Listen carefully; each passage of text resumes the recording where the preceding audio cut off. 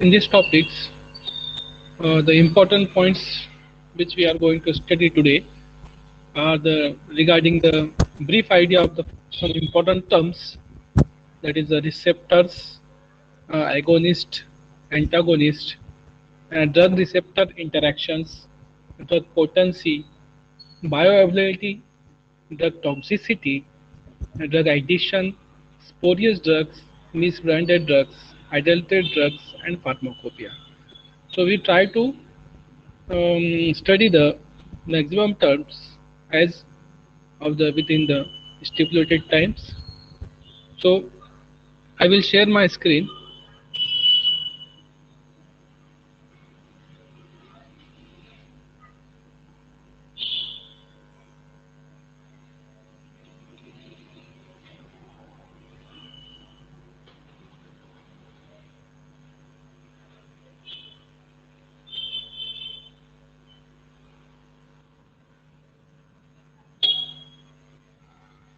The first term of today's topic is the receptor. The receptor words indicate that something something is there which accept the incoming materials. Okay, यानी हम simple भाषा में बोले इसको तो receptor यानी कोई ऐसी चीज वो जो है इनकमिंग जो भी मटेरियल आ रहा है ओके उसको एक्सेप्ट करने के लिए तैयार है, that is receptor. Okay, things for there for the acceptings. Okay, अब रिसेप्टर होता कहाँ है?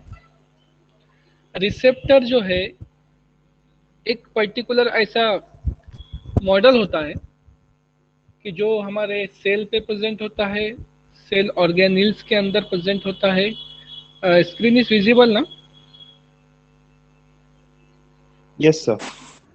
Okay, thank you. तो रिसेप्टर होता कहाँ पे है?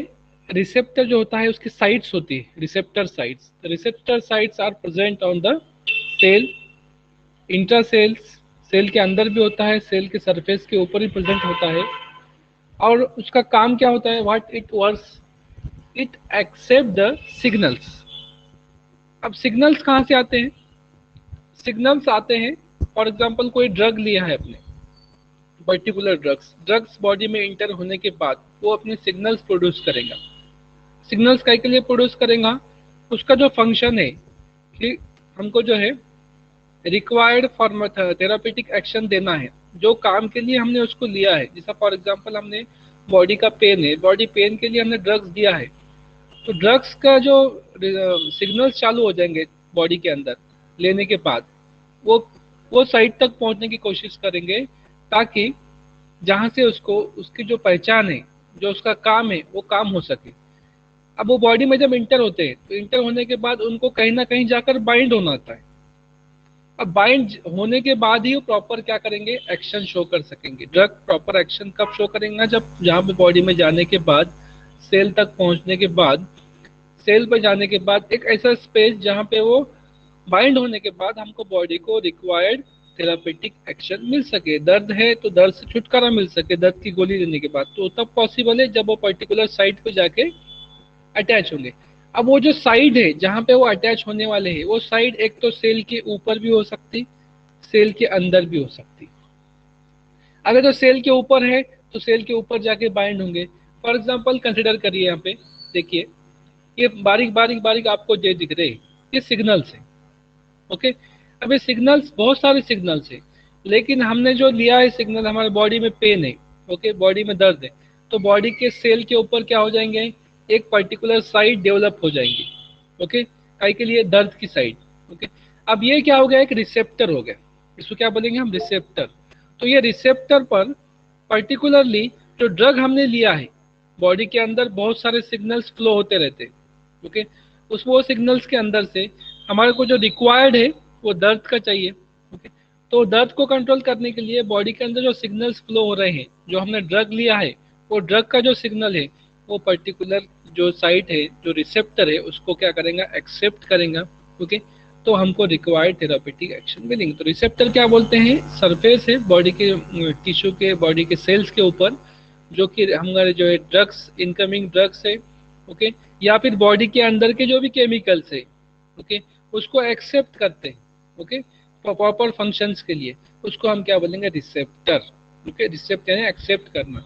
सो रिसेप्टर ये कैसे बने हैं रिसेप्टर्स, ये सेल के ऊपर है, सेल के अंदर है, ओके, तो जनरली ये प्रोटीन से बने हुए होते हैं, protein molecules, usually founded embedded within the plasma membrane surface of the cell that receives the chemical signals from outside the cells, and when such as chemical signals bind to receptors they cause some form of cellular or tissue response।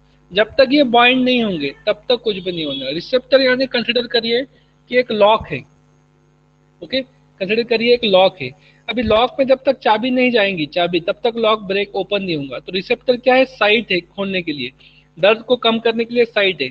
और drugs जो बाहर से आ रहे हैं, जो दूसरे कोई signals है, बॉडी के अंदर के केमिकल्स है, ये क्या हो गए, ये की का काम कर रहे हैं। तो ये सिग्नल्स है, इस सिग्नल को जब ये लॉक लेगा तभी जाके वो उसका प्रॉपर जो फंक्शन है लॉक होने का या लॉक खुलने का वो परफॉर्म हो पाएगा, ओके, अदरवाइज पॉसिबल नहीं। तो रिसेप्टर के ऊपर जब तक ड्रग एडियर नहीं होगा, जब तक ड्रग वहां पे बाइंड नहीं होगा, तब तक हमको क्या है, रिक्वायर्ड एक्शंस मिल नहीं सकती, ओके। अब देखिए यहाँ पे कंसिडर करिए, अभी एक सेल है, सेल की मेम्ब्रेन है, अभी ये सेल के मेम्ब्रेन के ऊपर है रिसेप्टर, ओके। तो रिसेप्टर यहाँ पे रेडी है, जैसा कि पेन का रिसेप्टर है, दर्द हो रहा है बॉडी में, बहुत सारे रिसेप्टर्स होते हैं। अभी हमको रिलीव कैसे चाहिए, पेन से चाहिए, तो पेन के रिसेप्टर के ऊपर पर्टिकुलरली ड्रग जो भी हम बॉडी में ले रहे हैं, ओके, इंजेक्शन कर रहे हैं ड्रग्स का, वो ड्रग जो है फाइंड करेगा, ओके, फ्लो होगा बॉडी में, और जहाँ पे उसको वो प्रॉपर रिसेप्टर दिखेगा वो रिसेप्टर पे वो बाइंड करेगा। So drugs as well as the hormones, कुछ भी हो सकता है, न्यूरोट्रांसमीटर, एंटोकॉइड्स, टॉक्सिन्स भी हो सकता है, can make a possible the transfer of the information to the cell by the interaction with the specific receptor molecule called as the receptor। ये क्या है, रिसेप्टर। रिसेप्टर सेल के अंदर भी हो सकता है, तो सेल के अंदर अगर रिसेप्टर रहा तो जो भी सिग्नल है उनको क्या करना पड़ेगा, सेल मेम्ब्रेन को क्रॉस करना पड़ेगा, फिर सेल में जाना पड़ेगा। तो सेल मेम्ब्रेन को क्रॉस करने के लिए क्या होना चाहिए, वो जो ड्रग है, वो जो सिग्नल है, उसको लिपिड सोल्युबिलिटी होनी चाहिए उसकी। तो ये सारी चीजें होती है। अभी जब अगर जो कोई ड्रग को वहां रिसेप्टर तक पहुंचाना होता है तो सारी चीजें माइंड में होती हैं कि ये वहां तक जाएगा, जाने के बाद एब्जॉर्प्शन होना चाहिए, एब्जॉर्प्शन होने के बाद सिग्नल वहां तक सेल तक पहुंचना चाहिए, पहुंचने के बाद अगर जो सिग्नल जो है इंट्रासेल्युलर है, प्लाज्मा के अंदर के है, तो फिर ये उसकी लिपिड सोल्युबिलिटी भी होनी चाहिए। अगर लिपिड सोल्युबिलिटी नहीं रहेंगी तो वो खाली घूमते ही रहेगा, वो रिसेप्टर तक पहुंचेगा नहीं। तो ये सारे रिक्वायर्ड प्रॉपर्टीज और ड्रग के अंदर होना चाहिए, तभी जाके वो रिक्वायर्ड थेरापेटिक एक्शन दे सकता। तो ये सारा पार्ट जो है वो काय का होता है, फार्माकोलॉजी का होता है, ओके। ड्रग फार्माकोलॉजी में ये सारी चीजें स्टडी की जाती है, ओके। बाद देखिए एगोनिस्ट। एगोनिस्ट, अभी रिसेप्टर देखे हमने, रिसेप्टर के बाद का वर्ड है एगोनिस्ट। अब एगोनिस्ट क्या होता है, अब एगोनिस्ट भी रिलेटेड है रिसेप्टर से। रिसेप्टर तो समझ में आ गया, साइट ऑफ द एक्शन, जहां पे हमको काम करना है वो साइट, दैट इज रिसेप्टर। तो अभी साइट ऑफ एक्शन पे कोई ड्रग्स आकर बाइंड हो गया, ओके, जो कोई केमिकल, कोई सिग्नल आके बाइंड हो गया और हमको रिक्वायर्ड एक्शन दे रहा है, रिक्वायर्ड एक्शन जो चाहिए हमको वो दे रहा है, ओके। तो फॉर प्रॉपर फंक्शनिंग, फंक्शन करने के लिए, ओके, उसका कुछ ना कुछ फंक्शन देने के लिए, कुछ रिलीज करने के लिए, जो हमने ड्रग्स लिया है, जो सिग्नल्स हमने प्रोड्यूस किए हैं बॉडी के अंदर, वो सिग्नल्स अगर जो वो जो साइट पर, ओके, और रिसेप्टर पे बाइंड होने के बाद हमको जो फंक्शनिंग देते हैं तो हम उसको बोलते हैं एगोनिस्ट। एगोनिस्ट यानी रिक्वायर्ड एक्शन देना, ओके। तो drug that bind to the physiological receptors, ये टर्म्स है, हमको डिटेल में जाना नहीं है, ये एक्चुअल में बहुत बड़े कंसेप्ट है, ओके, ये बहुत डिटेल कंसेप्ट है।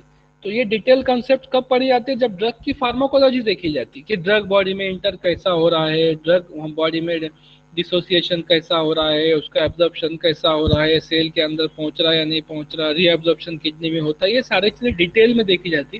तो हमको वो सारी चीज़ें डिटेल में नहीं है, हमको ड्रग्स पढ़ना है सिर्फ। तो ये ड्रग्स बॉडी के अंदर जाने के बाद कैसे एक्शन करता है, तो एक जनरल इंट्रोडक्शन बोल के कुछ टर्म्स दिए वाले हैं, सिर्फ टर्म्स हमको देखना है। तो टर्म्स के सिंपल मीनिंग देखना, ज़्यादा डिटेल में हमको जाना नहीं है कि। तो ये टॉपिक जो है ओवरव्यू टॉपिक से ड्रग्स के बारे में। ओके, तो यहाँ पर सिर्फ हमको बेसिक टर्म्स देखना है। तो हम जो है वो टर्म्स को समझने की कोशिश करेंगे। एगोनिस्ट मीन्स क्या हो गया कि रिसेप्टर है बॉडी के अंदर, रिसेप्टर के अंदर प्रॉपर सिग्नल पहुंच गए, सिग्नल पहुंचने के बाद हमको जो रिक्वायर्ड एक्शन थी उसने एक एक्शन शो कर दिया। ओके, यानी जैसा कि लॉक है, लॉक के अंदर चाबी जाने के बाद वहां पे हमको रिक्वायर्ड एक्शन मिल गई, लॉक खुल गया या लॉक लग गया। ओके, मीन्स क्या हो गया, ये एगोनिस्टिक एक्टिविटी होगी। ये क्या होगी, एगोनिस्ट। तो यहाँ पे क्या हो गया, एगोनिस्ट बोलकर काम कर रहा था। Drug that bind to physiological receptor, okay, and mimic the regulatory effect of the endogenous signalling compounds और terms are the agonist. Okay, if the drug binds to the same recognition site as the indigenous agonist, that it called as primary agonist. Okay, example, दर्द है, एक is an endogenous agonist and its primary agonist is the beta nicols. Okay, ये chemical है, secrete होता है body के अंदर। Okay, carbachol etc efficacy. तो ये जो टर्म्स है, अब एगोनिस्टिक एक्टिविटी कब मिलेंगी, जब हमको फिजियोलॉजिकल प्रॉपर एक्शन मिल रहा है, यानी रिसेप्टर पे जाकर जो है एक जैसा कि यहाँ पे डायग्राम में दिया गया, देखिए यहाँ पे रिसेप्टर है, क्या है, निकोटिन रिसेप्टर। अभी निकोटिन ड्रग है, निकोटिन का रिसेप्टर है। अब निकोटिन का रिसेप्टर पे निकोटिन जाकर ऐड हो गया, निकोटिन ड्रग है, ओके, सिग्नल से वो जाके ऐड हो गया, तो हमको क्या मिलेगा, रिलीव फ्रॉम द एग से हमको क्या मिलेगा, छुटकारा मिलेगा। अभी बॉडी के अंदर खुद के भी कुछ सिग्नल्स होते हैं, जो हम जो ड्रग है बाहर से लेने की कोशिश करते हैं, उससे उसके पहले ही बॉडी के अंदर के भी कुछ सिग्नल जो होते हैं, जो ड्रग कम करने वाली चीजें होती है, जो हार्मोन्स होते हैं, वो भी उसको बाइंड होते हैं। ओके, वो बाइंड हो गए तो हमारा दर्द कम हो जाएंगे, हमको ड्रग्स लेने की जरूरत नहीं पड़ेगी। लेकिन एक रिक्वायर्ड एक्शन नहीं मिल रही है, बॉडी की कंडीशंस कमजोर है, बॉडी वो हार्मोन्स प्रोड्यूस नहीं कर पा रही है, अब यहाँ पे बाइंड नहीं हो पा रहा है, तो इस टाइम में हमको एक्सटर्नली ड्रग्स लेना पड़ता है। फॉर एग्जांपल, हमने निकोटीन का ड्रग कोई लिया है, तो ये क्या करेगा, वहां पर जाके बाइंड करेगा, यानी एगोनिस्टिक एक्टिविटी शो करेगा। ओके, मसल्स का कुछ रहा तो मस्कुलर एक्टिविटी शो करेगा, इसको हम एगोनिस्ट बोलते हैं, यानी उसके साथ में उसके लिए काम करना, that is agonistic activity. Okay, ताकि रिक्वायर्ड एक्शन मिल सके, रिक्वायर्ड एक्शन मिल सके, रिक्वायर्ड एक्शन के लिए काम करना, एगोनिस्टिक एक्टिविटी। ओके, नेक्स्ट है एंटागोनिस्टिक एक्टिविटी। अब एंटागोनिस्टिक एक्टिविटी को क्या बोलेंगे, रिक्वायर्ड एक्शन नहीं मिलना चाहिए, रिक्वायर्ड एक्शन नहीं मिलना चाहिए, इसको बोलते हैं एंटागोनिस्टिक एक्टिविटी। अब जैसा देखिए, एंटागोनिस्ट भी क्या करेगा, ये भी रिसेप्टर पे बाइंड करेगा जाकर। ओके, रिसेप्टर पर बाइंड करने के बाद वो उसको एक्टिवेट नहीं करेगा, यानी वो काम करने के लिए उसको मजबूर नहीं करेगा, वो काम से उसको रोकेगा। जैसा कि मुझे दर्द से छुटकारा चाहिए, ओके, मुझे पेन है बॉडी के अंदर, पेन से छुटकारा चाहिए। ओके, तो पेन से छुटकारा चाहिए तो मैं क्या करूँगा, एगोनिस्टिक एक्टिविटी शो करना चाहिए ताकि मुझे उससे छुटकारा मिले। लेकिन अगर जो हमने कुछ ऐसी चीज ली है जो कि उसके ऊपर जाकर एंटागोनिस्टिक काम कर रही है, एंटागोनिस्टिक यानी उस पर बाइंड हो रही है, बाइंड होने के बाद दूसरे जो ड्रग्स है उसको वहां पर वो साइड पे ऐड नहीं होने दे रही है, उसको ऐड होने से अपोज कर रही है, तो हम उसको क्या बोलेंगे, एंटागोनिस्टिक एक्टिविटी। बेस्ट एग्जाम्पल देखिए, अभी क्लास चल रहा है, फॉर एग्जाम्पल क्लास में मैं जो पढ़ाता हूँ, ड्रग एंड डाइस पढ़ाता हूँ, तो मैं कहीं छुट्टी पे चला गया, मेरे जगह पे कोई और सर आ गए पढ़ाने के लिए आपको, उसका काम क्या है, जो रिक्वायर्ड एक्शन है वो शो करना, यानी जो काम है उनको परफॉर्म किया हुआ वो शो करना।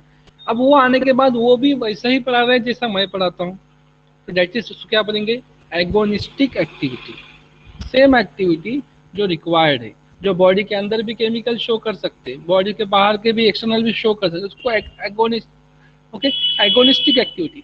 अब वही दूसरे सर है, वो भी आए, आप रिसेप्टर से हम स्टूडेंट नॉलेज लेने वाले, वो सर आए, वो आने के बाद मेरा ड्रग एंड डाइस का है, वो आकर आपको हिस्ट्री पढ़ा रहे, क्लास में तो आए, आप पे बाइंड भी हुए, ओके, वही काम करने के लिए आए जो मैं करने के लिए आया था, यानी लेक्चर देना, लेकिन काम क्या कर रहे हैं, सब्जेक्ट की तरफ जा रहा है, हिस्ट्री की तरफ, दैट इज एंटागोनिस्टिक एक्टिविटी, यानी वहां पे बाइंड करना, वो आपको बिजी कर रहे हैं, मैं भी बिजी करता था पढ़ाकर, वो भी बिजी कर रहे हैं, लेकिन वो पढ़ा क्या रहे हैं, जो मैं पढ़ाता था उसके अपोजिट पढ़ा रहे हैं। तो एंटागोनिस्ट में भी ऐसा ही होता है, वो भी क्या करते हैं, रिसेप्टर को बिजी करते हैं, लेकिन काम वो नहीं करते हैं जो उसका रिसेप्टर का काम है। अब कोई रिसेप्टर है, पेन का रिसेप्टर, पेन का रिसेप्टर का काम क्या है, पेन ड्रग आने के बाद उसके सिग्नल को एक्सेप्ट करना और उसका दर्द कम करना, दैट इज एगोनिस्टिक। लेकिन एंटागोनिस्ट क्या कर रहा है, उसको आके ब्लॉक कर दे रहा है। अभी ब्लॉक कर दिया तो फिर जो सिग्नल से प्रॉपर जो उसके लिए काम करने वाले हैं वो सिग्नल्स आके ब्लॉक हो जाएंगे, वहां पे नहीं पहुंचेंगे। जैसा कि फॉर एग्जांपल हिस्ट्री के टीचर आके पढ़ा रहे हैं, अभी आपको रिक्वायर्ड क्या चाहिए था कि ड्रग एंड डाइस पढ़ाने वाले टीचर चाहिए था, लेकिन पढ़ा कौन रहे, हिस्ट्री वाले। अभी वो आकर अगर जो पढ़ा रहे तो मैं गेट के बाहर रुका हूँ, वेट कर रहा हूँ उनका निकलने का, इसका मतलब उन्होंने रिसेप्टर को बिजी कर दिया है, रिसेप्टर को बिजी किया है, लेकिन रिक्वायर्ड एक्शन भी दे नहीं रहे, और जो प्रॉपर एक्शन देने वाला है वो बाहर रुका हुआ है, यानी एंटागोनिस्टिक काम करना, यानी रिक्वायर्ड एक्शन देने वाले को भी रुकाना, खुद वहां पे आइडियल हो जाना, और बट डू नॉट एक्टिवेट, उसको एक्टिवेट नहीं करना, that is they have no effect, उसका कोई इफेक्ट नहीं of their own on the receptor functions. Receptor का जो काम है, रिसेप्टर के काम वाला जो फंक्शन है वो फंक्शन नहीं देना, okay. They have the affinity for the receptor, receptor के लिए एफिनिटी है, इसलिए तो क्लास में आया जिसको कंसिडर करने के लिए, but with no intrinsic activity, कोई भी एक्टिविटी वो एंटागोनिस्ट शो नहीं करता, एक टर्म है एंटागोनिस्टिक एक्टिविटी शो करना, जैसा कि एंटी हिस्टामाइन से, okay, block the histamine natural receptors, body के अंदर हिस्टामाइन रिसेप्टर्स होते हैं, ओके, हिस्टामाइन से ड्रग जो है सीएनएस डिप्रेशन कंडीशंस बॉडी के अंदर होती है, ओके ओके, एलर्जिक कंडीशंस में ये सारी चीजें होती है, तो ऐसे में एंटागोनिस्टिक एक्टिविटी शो करना, ओके, एंटी हिस्टामाइनिक ड्रग हम जो लेते हैं वो क्या करते हैं, उसको वो रिसेप्टर्स को ब्लॉक करते हैं, तो एलर्जिक कंडीशन में सारी चीजें होती हैं। तो एंटागोनिस्ट का मतलब आपको समझ में आएगा, सिंपल हमको मतलब समझना है यहाँ पे कि एंटागोनिस्ट यानी एगोनिस्ट की जो एक्टिविटी परफॉर्म करने वाला है उसको उसके लिए रोकना और खुद वहां पर बाइंड हो जाना, और उसको रिसेप्टर को एक्टिवेट नहीं करना, उसके पास रिक्वायर्ड कोई एक्शन शो नहीं करना, उसका कोई फंक्शन शो नहीं करना, सिर्फ उसके तरफ एफिनिटी होना, बाइंड होने की, और नो एनी एक्टिविटी शो करना, ओके। तो यहाँ पे देखिए अब एगोनिस्ट और एंटागोनिस्ट किस तरह से काम करते हैं।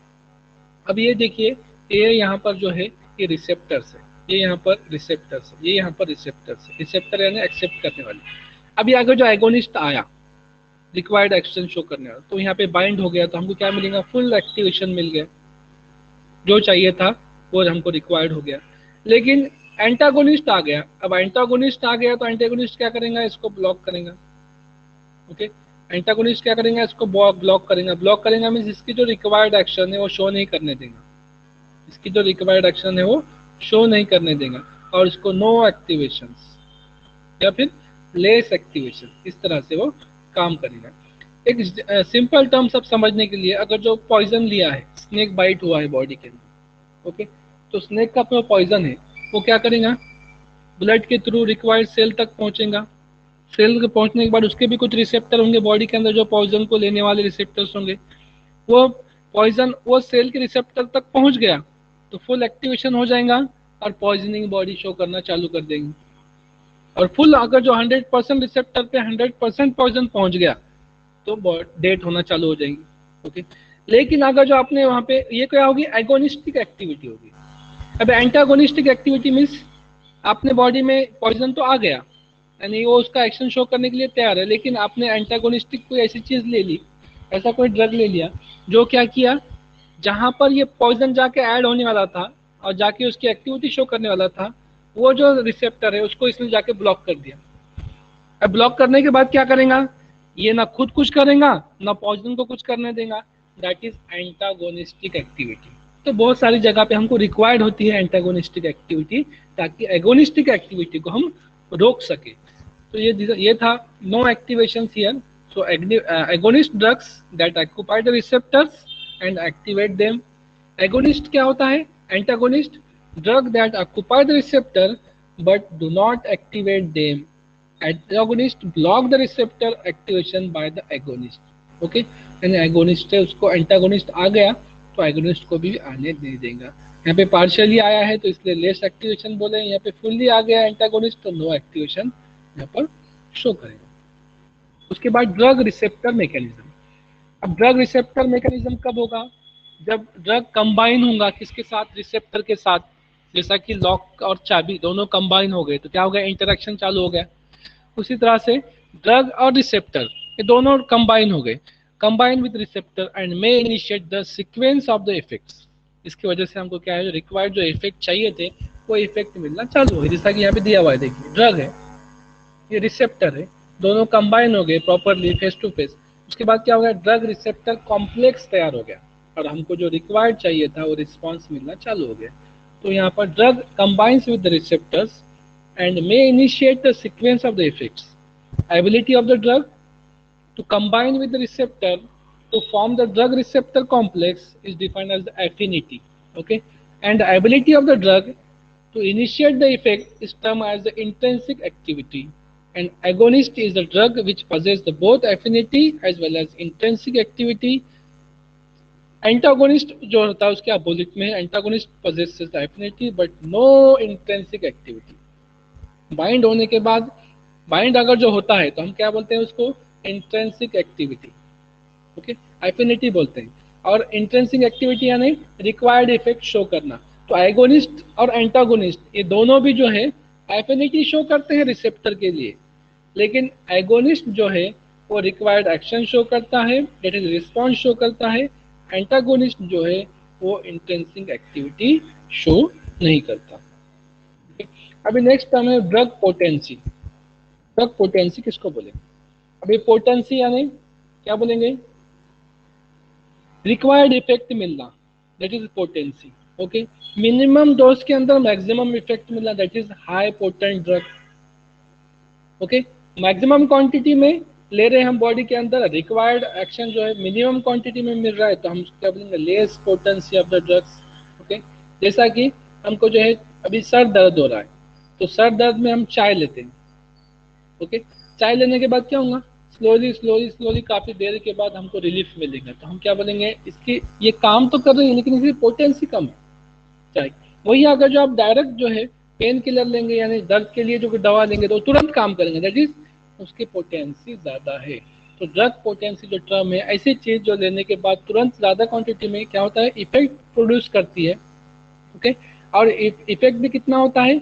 Effect is the maximum effect in minimum quantity, minimum concentration, come concentration में मैक्सिमम इफेक्ट करना यानी बहुत ज्यादा पोटेंसी होना. वही अगर जो देखेंगे आप पॉइजन, स्नेक पॉइजन देखेंगे कोबरा का, और दूसरे कोई स्नेक का पॉइजन देखेंगे, कोबरा का पॉइजन क्या होता है? बहुत ज्यादा पोटेंस होता है कंपेयर टू अदर, तो पोटेंसी उसकी ज्यादा है.